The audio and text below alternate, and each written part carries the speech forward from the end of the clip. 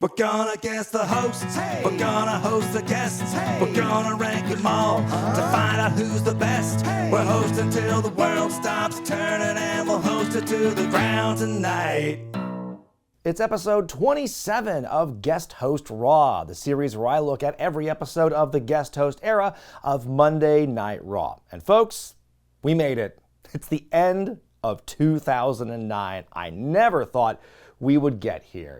27 weeks of programming, more than half of the year has been covered here. And, as painful as it was to live through 2009 WWE as it was happening, believe me, it was just as much so to relive it all this time later.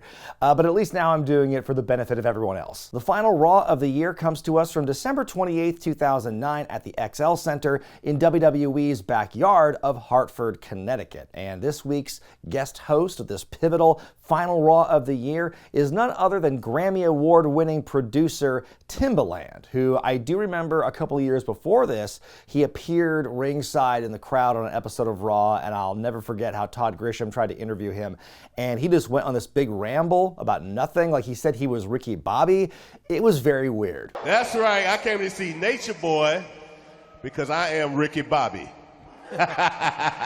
The show begins with a cold open of who else but Chris Jericho standing outside the building, still banned from Raw, despite what Santa Claus tried initiating last episode. And he's got a megaphone in one hand and a petition in the other, and he's trying to get people to sign the petition to bring Jericho back to Raw. He's like, stop taking pictures of me and sign the petition. And no one wants to do it. They're just talking shit to him and everything. And then he just says, I feel terrible for the children of America. Welcome to Raw. We're going out tonight. I did notice this week they updated the intro. Now that Hornswoggle's officially part of DX, they got him in the intro doing the chops and whatnot. And we go to the live crowd in Hartford, big raucous crowd. They're running down some of the things to expect on tonight's show, one of which is Mr. McMahon addressing the Bret Hart rumors from the last couple of weeks. And they show the graphic, and I just couldn't stop laughing at how large McMahon looks on that graphic compared to Bret Hart. It is very on the nose. So the whole question is it fact or is it fiction that Bret Hart's coming back? And not to spoil what happens in the segment coming up, but I thought it would have been funny if Vince just said no, and that was that. Then we hear John Cena's music, and we see him make his way to the ring to a nice ovation. We're going to see him later tonight in a WWE title match with Sheamus, a match made, of course, by Johnny Damon. And so he pulls out a table, and he sets it up in the corner of the ring, and then he goes to sit up on the top turnbuckle in kind of a similar position to TLC. Ooh, the symbolism. And he begins his promo by saying 2 weeks ago, Sheamus won the WWE Championship. And that right there is how he won it. And he says, judging from all the excitement in the crowd, you probably want that title match now. And not only that, it should be a tables match. And the crowd does go gaga for that. They want to see a tables rematch. Then we hear Sheamus's music play, and we see the champion come out. They got a bit of a face-off in the ring, as Cena is still sitting on the turnbuckle. Sheamus goes, you're the challenger. I don't have to prove anything to you. Raw belongs to me. And Cena, we took offense to that. Raw belongs to the WWE Universe. You get your facts straight. Whoa, of all the things for him to get pissed about and defensive over, I thought that was hilarious. Did we ever see him freak out that much when Seth would call it Monday Night Rollins? Hey man, no, it's Raw. It's not Rollins, it's Raw. Sheamus says no to the tables match, and no to right now, for that matter. We'll wait until the main event. And the last image of 2009 is going to be me standing over your broken, battered body with the championship. So he goes to leave, and suddenly Cena just springs and leaps off the second rope, clears over the table, and lands in the center of the ring. That was very impressive out of nowhere for him to do that. Sheamus turns around and walks right into the AA through Chekhov's table. And that was the end of that segment. Crowd loved it. They were super into it. And, we don't get the match yet, but it does build the anticipation for it. So I think it was a very strong opening segment. But sure telegraphs that Cena's not winning. The announcers tell us that Timbaland's new album is out, and hey, there's a major party happening backstage to celebrate it. Whoa, let's go check it out. Cross dissolved to a sleepy Timbaland. He has got one earbud in, he is staring off into space, It looks like he just woke up from a long winter's nap as the camera is zooming out, and you see him sitting on this couch with a bunch of the ladies. The Bellas and Gail Kim is there, and you can't hear anything going on because you hear this just beat playing over everything. And so Timbaland at the very beginning is very soft-spoken, so it's just like mumble, mumble, mumble, mumble. And then one of the Bella twins gets, oh, okay, and then she just gets up and like does a dance, and then she sits back down, mumble, mumble, mumble. It's like, what's going on here? Suddenly, Josh Matthews walks in and wants to conduct an interview, but I can barely hear him for that matter because this music is so loud. So then they stand up and they go shuffle off to this part of the room, and Josh asks, well, you saw what happened out there with Sheamus and John Cena. You're the guest host tonight. Do you think you're going to postpone this match for later? He says he is the realest guest host you will ever have, and he is the captain of the ship.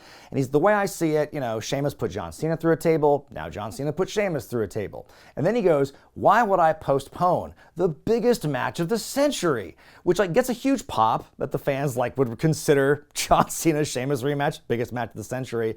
And it's almost to the point where someone pushed a button when he said it too. But why would I postpone the biggest match of the century? Scratch your head about that. And he makes Josh scratch his head about it. Finally, the music fades out as this is going on, and Timbaland looks directly into the camera, and he asks, WWE fans, do you want to see John Cena and Sheamus for the title tonight?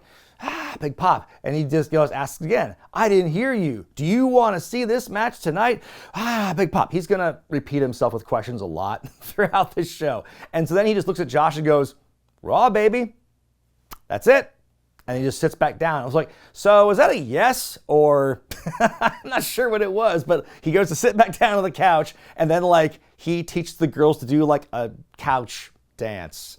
Wow. That sure was fun in the Timbaland. That's where they were. Not the Timba Zone. They were in the Timbaland. Capital L. Then we go to the Legacy, where we see Cody Rhodes and Ted DiBiase talking about Ted's new movie, The Marine 2. They're talking about it as Cody's holding the disc. And you got a Blu-ray player? I'll get you a Blu-ray copy of it. Suddenly, camera pans over to reveal Randy Orton just sitting by himself, looking pretty sullen. How long has he been sitting there? Just all alone. And so Orton's guys, I think we have to break up the Legacy. I feel like I've been wasting the last year and a half. Last week, 3 guys who have nothing in common, who've never even teamed together, beat us in a 6-man tag team match. And I think we're finished because of this. And he goes, am I WWE champion right now? Are you guys tag team champions right now? No. And that's because, this has been a failure. And I don't associate myself with failures. So then Cody and Ted rightfully point out that, hey, buddy, we've been saving your ass, for months here, and you wouldn't even be the champion for as long as you were if it wasn't for us helping you. And Randy's like, nuh-uh. And he's like, well, I've already arranged to have you guys in singles matches tonight. Ted, you're fighting Evan Bourne. And Cody, you're fighting Mark Henry. And you two need to prove yourselves and win tonight. Because if you don't, not only are you getting kicked out of Legacy, I'm going to beat the hell out of you myself.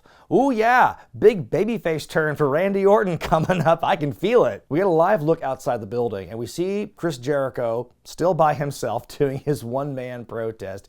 We come back from break. He is still outside, but now he is seated at this very tiny table, like a child's card table or something, with a sign in front of it saying, sign the Jericho petition. And he's got the signs behind him saying Chris Jericho is a conspiracy victim. And I love that little callback, to the WCW stuff. And people are walking by and ignoring him. And he's like, look, I know I called you guys all hypocrites and parasites, but I realize you're all people now. Great non-apology, by the way. He's like, you're just all people now. And, if they won't listen to me, maybe they'll listen to you. So you should sign this petition and let me back into Raw. It's just such a weird thing. I don't know why Chris Jericho is so adamant to do extra travel to come to a show where he just gets beat up every week. We see Randy Orton make his way to ringside to have a front row seat and watch him some matches, beginning with Ted DiBiase versus Evan Bourne. Early on, DiBiase hit this big clothesline, big flip bump by Bourne, a huge vertical leap by Evan when he just jumps from the mat up to Ted, who's sitting on the top rope, and he hits this beautiful Hurricane Rana. It looks like at the end they're trying to launch Bourne into the turnbuckle, but they miss it by a mile. And like he just doesn't land in anything. It just kind of falls. And then he falls back into the Dream Street for Ted to win this short and sweet match. But did it impress Orton? That remains to be seen. And then after the break, hey, who wants to hear the Legacy theme again? It's Cody Rhodes coming out to have his match with Mark Henry, the Man, which, if you remember, is actually a rematch from week 2 of this series when Ted DiBiase Sr. was the guest host. I think Cody's playing with a new entrance animation for himself this week because he comes out with his back to the audience, then does this dramatic turn to face the crowd. It's very prototypical, like dashing Cody Rhodes to me. So the match begins. Henry is using his size and his strength. Cody tries to stick and move, but he can't bring the big man down. Henry does this big sit like through the ropes, and in landing seems to hurt his leg, which becomes a big liability. And it's funny because like last episode or 2 ago it was his head. Now it's his leg. It's like he's just very weak all over because he gets back in the ring, tries to press slam Cody, but his knee gives out. So he drops Cody, then falls just right on Cody, which must have sucked for the Codester. That couldn't have felt good. But then Cody backs up. He just kicks Mark in the knee, hits him with a DDT, and wins. Like, Jesus, like, just keep digging that fucking grave for Mark Henry. Oh my God. So anyway, we hear the Legacy theme again. Orton looks pissed, relieved. I don't know. It's very hard to read him here, but he does get up and he shakes Cody's hand, daps him up. Good job out there, good effort. But wow, those 2 matches back to back were nuts. Like, it's crazy to me how easily WWE can make people look like threats and then just totally make them look like a non-factor in a matter of weeks. And I say this almost every episode now, especially when Mark Henry comes up, but it's like, who did he piss off for him to lose so quickly and so uneventfully? He is being treated worse than wrestlers who are half his size. Smaller wrestlers put up more of a fight than Mark Henry on average. It boggles my mind. Backstage, we see Jillian talking to Gail Kim, who's like guarding the door of the Timba Zone now. I don't know why that's her job, but like Jillian wants to like audition to be one of Timbaland's new singers or dancers for his new tour and everything. And she's like, I don't know about that, Jillian. And as they're talking, we cut to this like wide shot of like the doors in the background. We see the ladies. And then in the foreground, we see Triple H and Hornswoggle, who's wearing a helmet, and then we reveal he is being like duct taped to this like longboard, this like skateboard here. So Shawn Michaels walks up to them and asks like, what are you guys doing? And the H-Man goes, hey, you had him last week and all you did was take him to church. So hang on, time out. Are we suggesting now that DX are a divorced couple and they are just doing a co-parenting model with Hornswoggle, treating him like a child and exchanging custody every week? Sure, man. It's like, I don't know where else he's going to go. I guess live under the ring, which he'd already been doing. Maybe that was like, you know, he lived alone down there. And so now he's got a warm home to stay. Again, mascot, child, animal. What is Hornswoggle? He's kind of a catch-all at this point. And Triple H goes, I'm just doing what anyone with a new midget would do, and that's tape him to a skateboard. Again, this juxtaposition of Triple H being this emotionally arrested, like, badass who also loves teenage pranks and is like mentally 12. I've never been able to butt these two together for me. So then he's like, well, why the long face? And Shawn's like, I don't know, I just feel weird about these Bret Hart rumors and everything.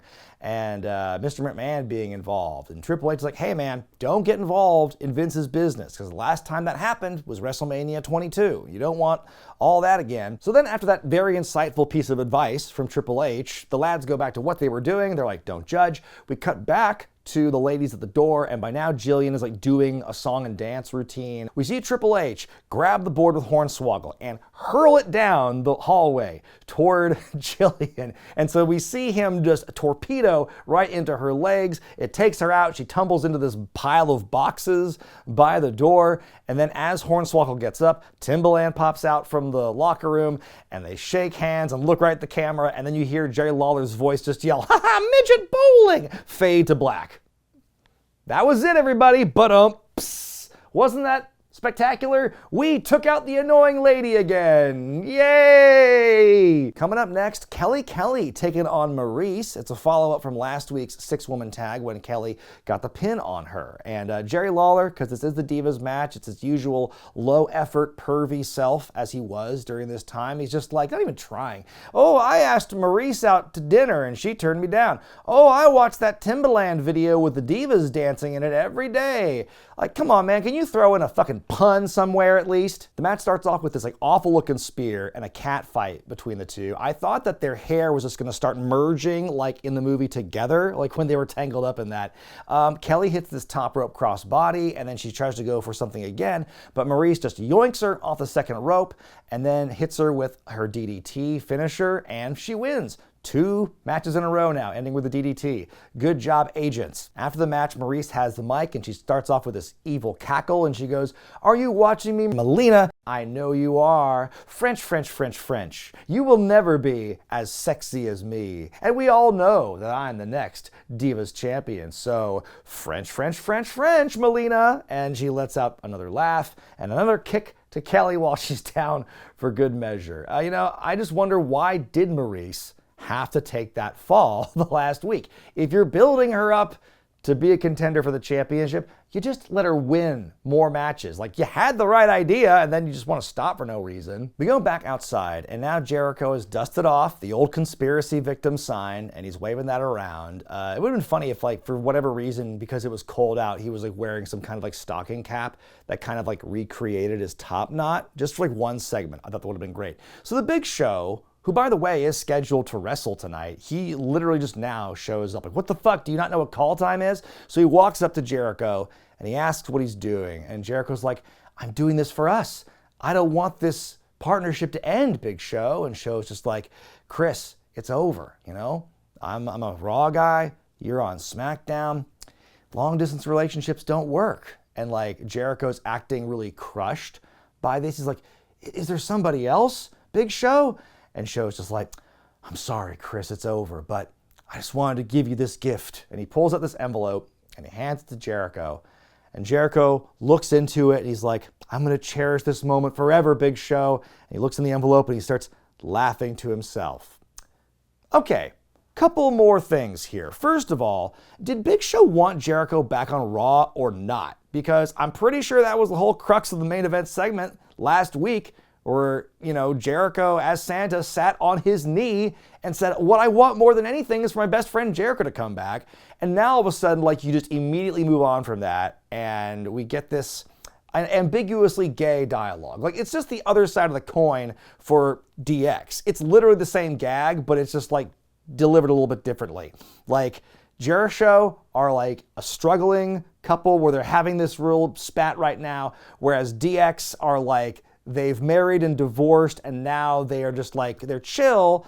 They're not together legally, but they're co-parenting Hornswoggle and they're making it work out. Like, what the fuck is happening? These are your top 2 teams in the tag team division. So the second hour of Raw begins with Mr. McMahon coming to the ring to address the Bret Hart rumors. And there's a soft "We want Bret" chant that kind of is there at the beginning of the promo. Once again, Vince puts over his ingenious guest host concept and he says, "Once again showing there's nothing that I wouldn't do for you." And to which I said, "Then go away." And so Vince then talks about the rumors about Bret Hart. He goes, "To our younger fans who might not be aware or familiar with him, I prepared this very unbiased video package," which of course is the big giveaway, because I've prepared this very unbiased video package for you to see for yourself. Take a look. And so it starts off with this very glowing look at Bret, and like all the impact he made all over the world. So many fans everywhere. Everyone loved him. Excellence of execution. Multiple time WWE champion. Rah, rah, Bret. Great stuff. Then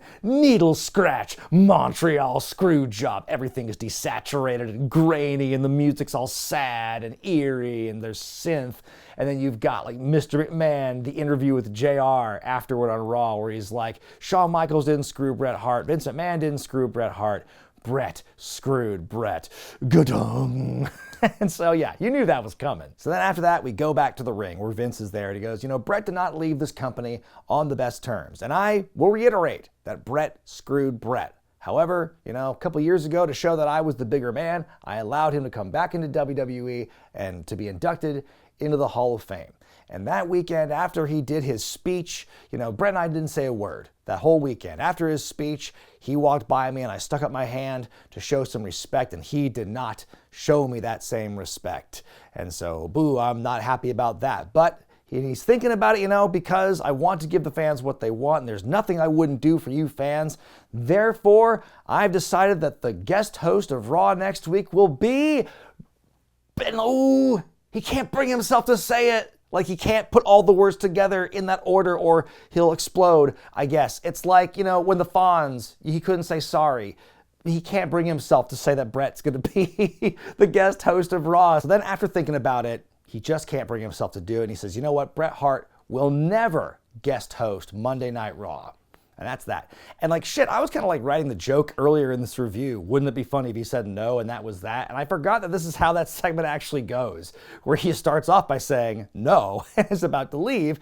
Because I'm confused. I'm like, wait a minute, but he does show up next week, right? And then, as I'm wondering about that, here comes Shawn Michaels to save the day. He's in the DX gear. I just noticed tonight, for the first time, when you see a close-up of him, he's got that holographic, new official merchandise sticker, still on the hat. So Shawn's in the ring, and Vince kind of goes back to his old Vince voice for a second as he introduces him, the Shawn Michaels. And so Shawn goes to him and he says, sometimes, not often, but sometimes there are rivalries that are bigger than this industry that you cannot simply ignore because you don't like them.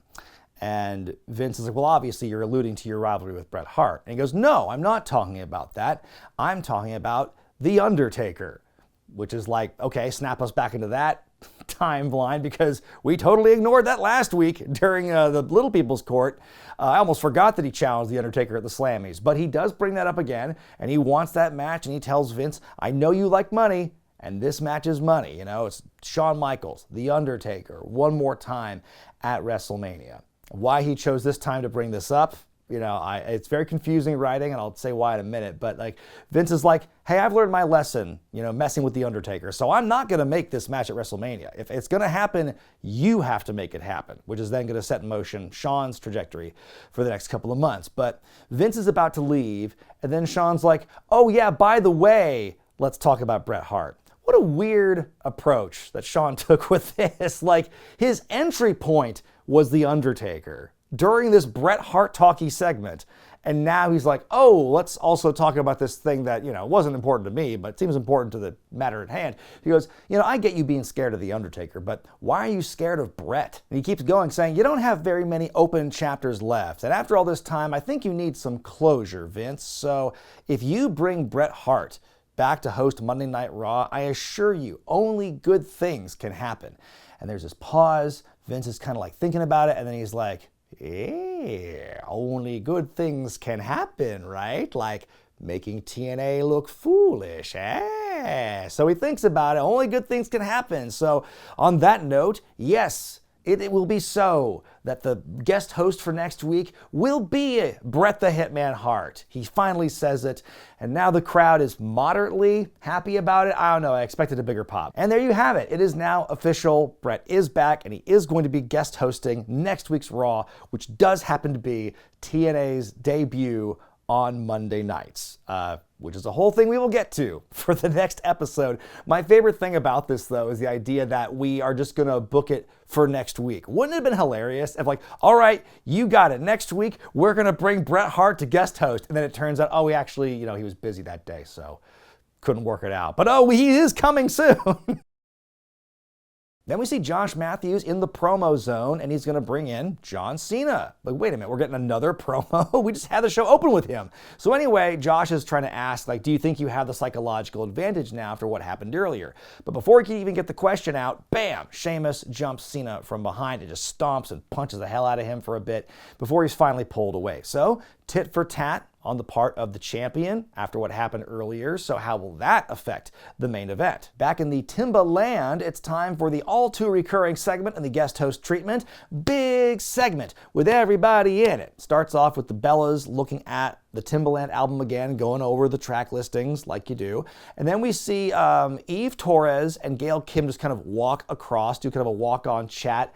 I think they're talking about like the conflict with Kelly and Maryse, because there's kind of a weird callback to when Kelly called her Maurice when she was doing the ring announcing. But yeah, it was really hard to make them out. Then we pan to MVP talking to Timbaland about music. And MVP's like, oh man, I wish I could like create the sound that you're making. Like that's the kind of sound I'm looking for.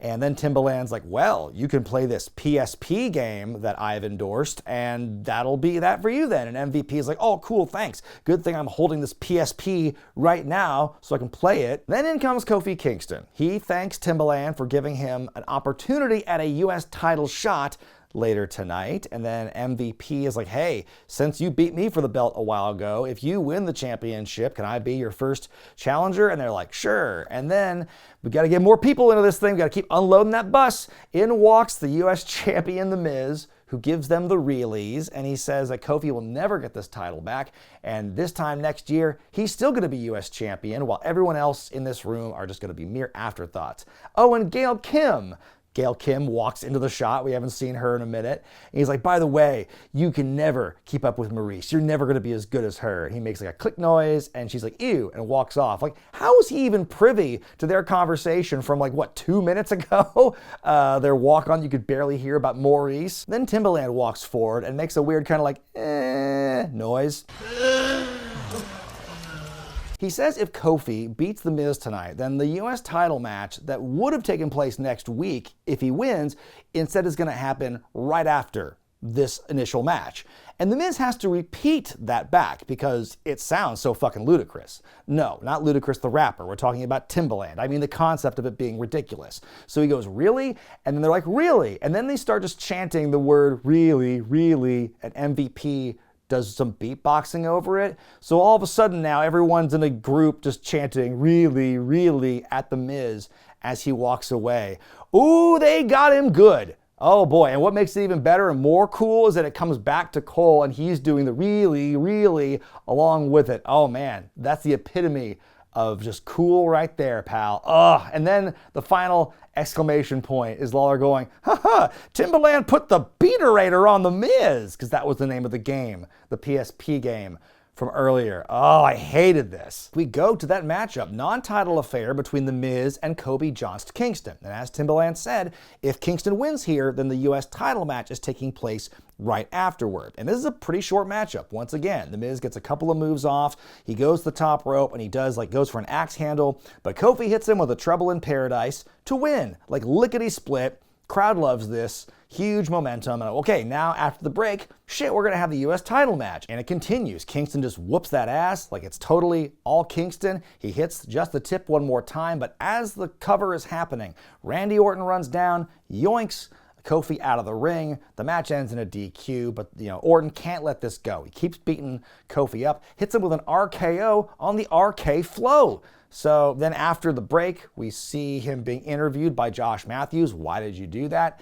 And it's very reminiscent of like the first time Randy beat Kofi up several weeks ago. Why did you do this? And Orton says it's not over until he says it's over. So they're going to have another match next week. So, oh my gosh, like they're really starting to build up next week's Raw as a big deal. Not only Bret Hart's coming back for the first time in over a decade, we're getting this big return match between Orton and Kingston. And I'm like, is this the one coming up? Is this the stupid one? Oh boy, that is going to be a big episode if true. Coming up next, a non-title match as D-Generation X take on The Big Show and a partner of his choosing. And that was the big question all episode. Who was The Big Show going to choose, if not for Chris Jericho?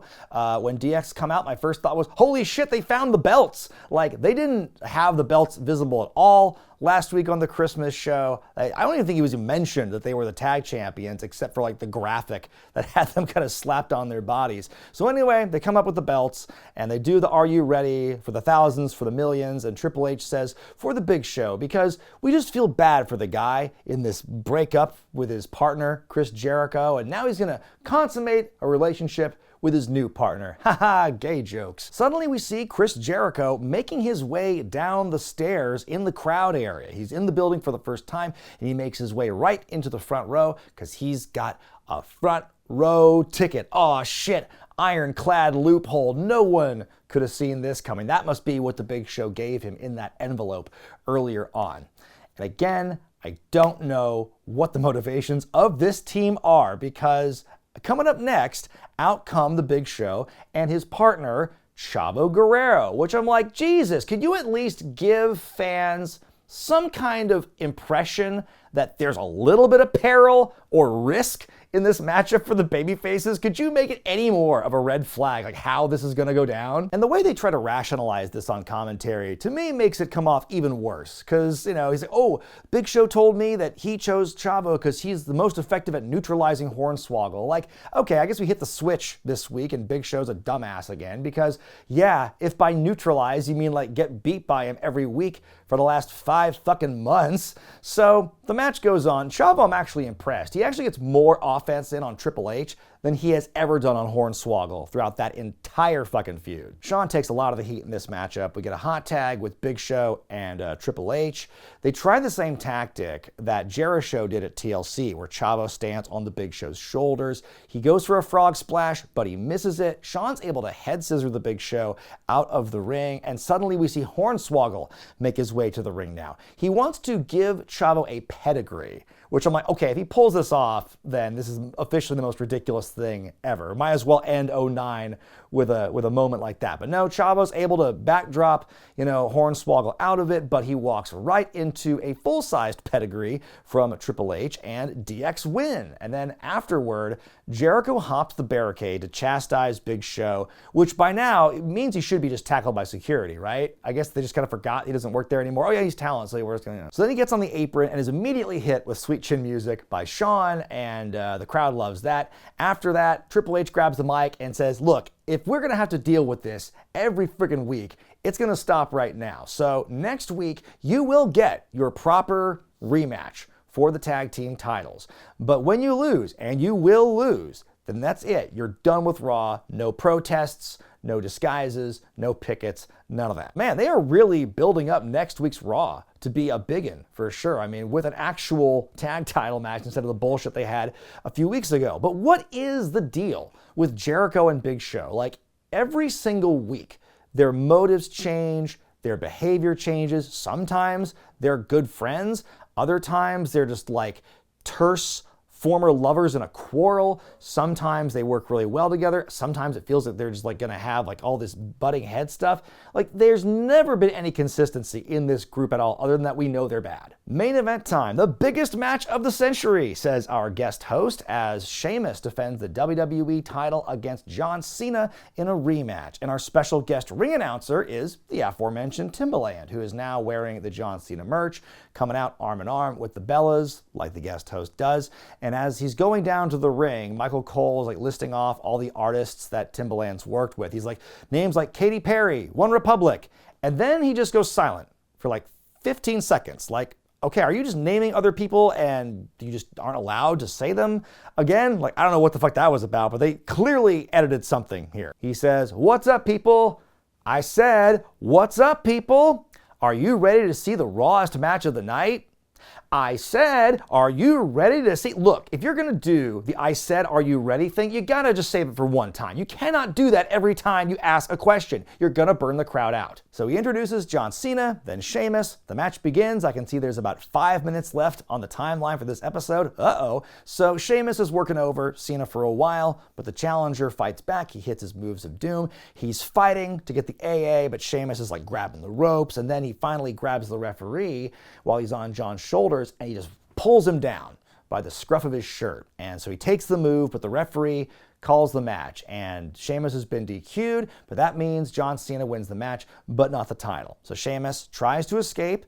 Cena throws him back into the ring, but then takes a brogue kick for his troubles. And so then Sheamus waits for Cena to get back up, hits him with the kick again, and then he goes back to the top of the ramp, holds up the belt, and screams, "Raw belongs to me," as the show goes off the air. You know, you hate to see a BS finish to a match that was hyped up like all night throughout multiple segments and the previous week for that matter, but it does end with Sheamus continuing to build himself up as this threat. And I think the one notable part about this feud that I've noticed is the fact that Cena has looked more vulnerable than he has in a while. I would dare say even more so than with Randy Orton recently. And for him to do that with such like a relatively young name on the main roster, I think is very impressive. This is a big improvement from last week's episode, which I might have even graded a bit higher than I should have, if I'm being honest. I think it's just nice that this was like, it felt like a wrestling show again and not some quasi-canonical Christmas show like last week's Little People's Court was. Once again, I don't think I heard the words Royal Rumble uttered once across this show, which is not a great sign. That is your next pay-per-view, but they did do a really good job building toward the next week's Raw and really making it feel like it is one you don't want to miss. Now, as far as Timbaland goes, I'm going to give him a score of 2 out of 5 as a guest host. He's an interesting cat, for sure. That's the biggest thing I was able to ascertain from this. And, you know, he did drive along some of the big story beats on the show, like Kofi Kingston's arc and John Cena's Sheamus. I thought all of his, like, especially the backstage segments were super corny, but at least, like, he didn't come off scripted. He seemed like he had good energy. Like, that I will always respect. If at least you come off sounding natural and like yourself. And as far as where Timbaland sits on the all-time guest host list, 27 episodes in, I'm going to put him just below Ricky Hatton. You know, one of my biggest critiques about the Ricky Hatton episode was how much of a hard time I had understanding him. And, well, Timbaland was even worse, so of course he's gonna go below Mr. Hatton here. But what did you think about Timbaland as the guest host of Raw, and how about this review? Let me know in the comments section below. Be sure to give the video a thumbs up if you like it, subscribe to Wrestling with Regret, hit the bell icon for all the notifications, and folks, 2 weeks from now, we are going to look at the first episode of Raw for 2010, the infamous episode of Raw where we get the return of Bret the Hitman Hart to WWE programming for the first time in over a decade. And this is the episode where they're going head-to-head with Impact for the first time on Monday nights. So we'll see what they bust out to try and keep people away from Spike TV next time here on Guest Host Raw. But until then, I'm Brian Zane, and I'll see you next time. Go for it!